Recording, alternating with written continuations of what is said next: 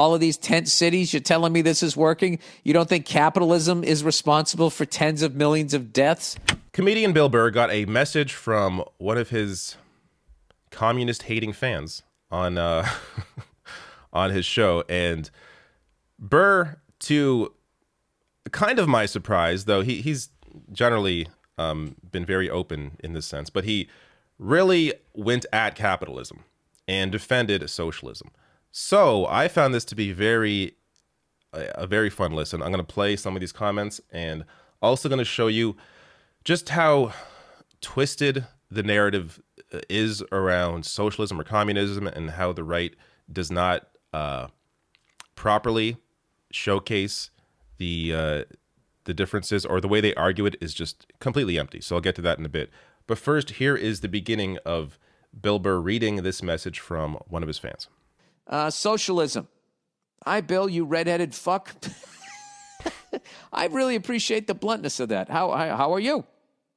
Last week you mentioned you don't know why people demonize socialism.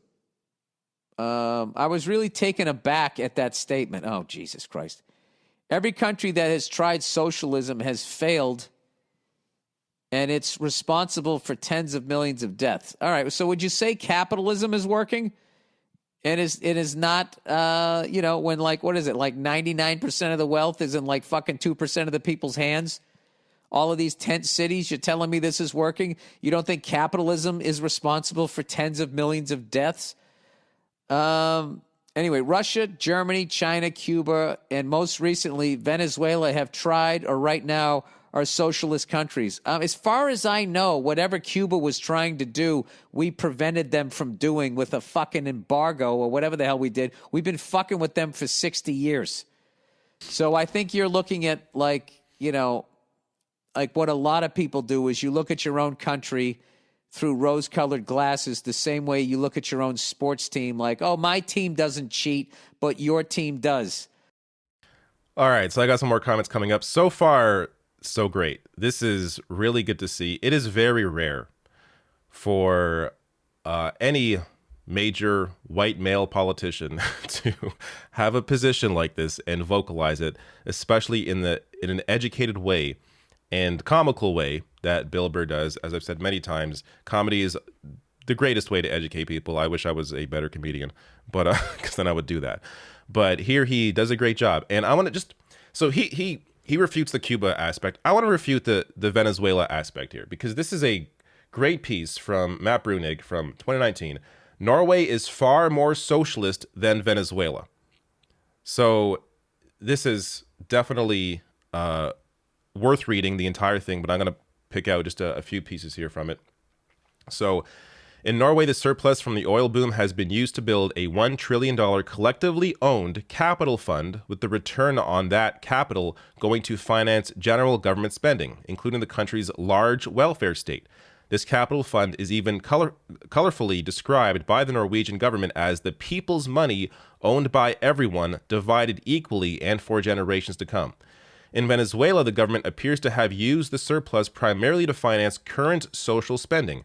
This means that, on the thing most remarkable about the two countries, Norway comes away as more socialist. Norway uses its oil sector to build an enormous stock of collectively owned capital, which then goes to fund social spending, while Venezuela skips the middle step. Insofar as socialism is about collective ownership of the means of production, an objective observer would have to declare Norway being the more socialist of the two. And he even goes on here, one more paragraph. Norway's edge on Venezuela goes beyond the different ways the two countries have handled their nationalized oil sectors. Although Venezuelan data is a bit hard to come by, it is hard to imagine, based on what information we do have, that the Venezuelan government owns 1/3 of the country's domestic corporate equity like Norway does. And the Venezuelan government for sure does not own 60% of the national wealth like Norway does, even on indicators that are not strictly socialist, but that people often conflate with socialism, such as government taxes, revenue, and expenditure. Norway dominates.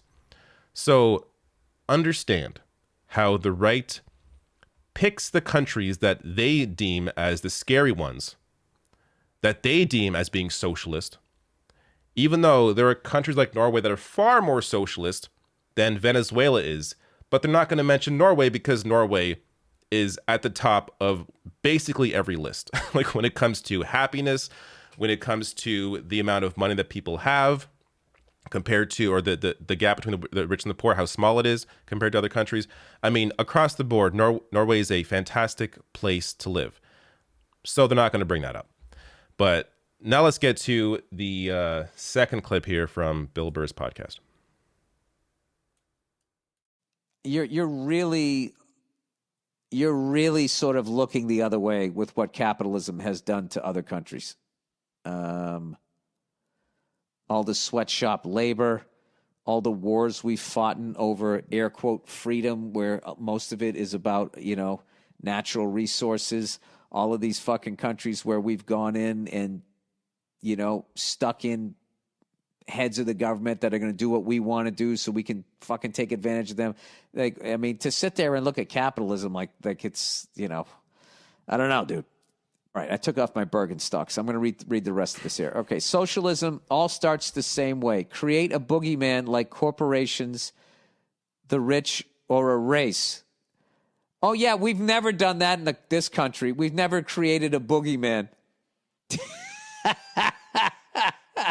There's never, Jesus Christ, buddy. Blame them for all your problems. Yeah, we never did that. The leaders then promised to fix all the problems. Oh, boy. Slowly, the government starts to control every aspect of your life. Why does this sound so familiar? Promise that aren't they like recording all our phone conversations now? We're slowly on our way to getting microchipped. Promise that everybody will have the same equity and outcome. This creates mediocrity, loss of the middle class. Loss of the middle class. Where have I seen that before? Of innovation, punish. Corporations are buying houses now. They're just buying them up so they can fucking Airbnb. Like literally the American dream, buying a house. They're going to take that away in this country. That reduces the tax money coming out into the government. Buddy, I can't fucking read all of this horse shit. This is everything that we're doing too.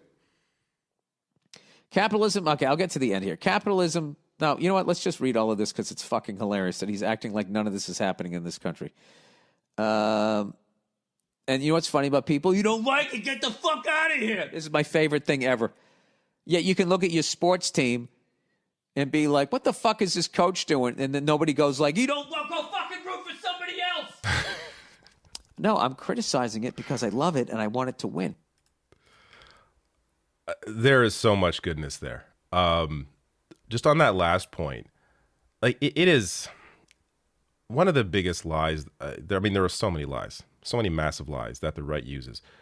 But the idea that criticizing policies in the country is somehow means you hate the country you live in, or it means you should leave, go somewhere else.